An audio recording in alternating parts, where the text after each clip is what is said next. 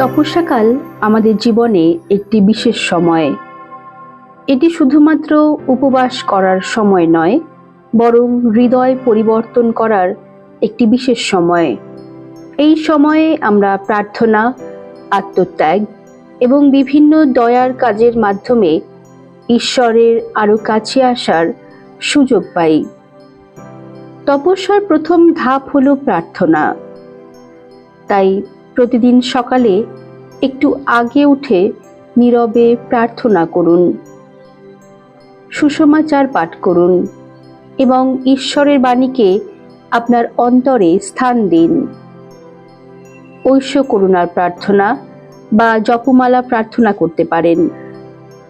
সপ্তাহে একদিন ঈশ্বরের সঙ্গে একটি বিশেষ সময় কাটান, আর প্রতিদিন কিছু সময় নীরব থেকে বিশেষ কারোর জন্য আন্তরিকভাবে প্রার্থনা করুন।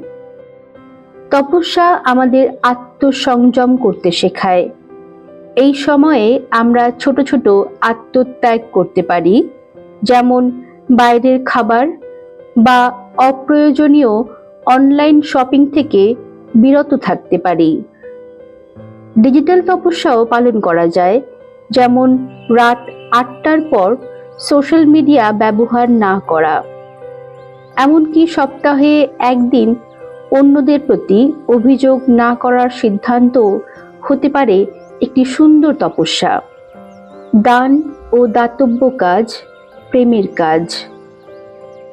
কোনো বয়স্ক ব্যক্তির সাথে দেখা করা, দরিদ্রকে খাবার দেওয়া, দাতব্য খামে সঞ্চয় করা, এই ছোট ছোট কাজগুলি ঈশ্বরের প্রেমকে আমাদের মধ্যে জীবন্ত করে তোলে।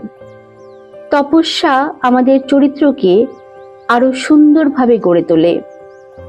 অন্যের কথা মন দিয়ে শুনুন, বা কথা বলার সময় অন্যকে বাধা না দিয়ে তাকে স্বাধীনভাবে কথা বলতে দিন।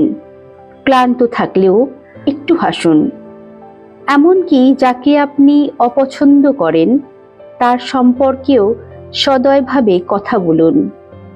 এই তপস্যাকালে এমন একটি তপস্যা বেছে নিন যা আপনাকে শুধু ক্ষুধার্ত নয়, বরং আরো প্রেমময় করে তুলবে। কারণ সত্যিকারের তপস্যা হৃদয়কে পরিবর্তন করে, আর সেই পরিবর্তনই পৃথিবীকে একটু বেশি ভালোবাসায় ভরিয়ে দিতে পারে।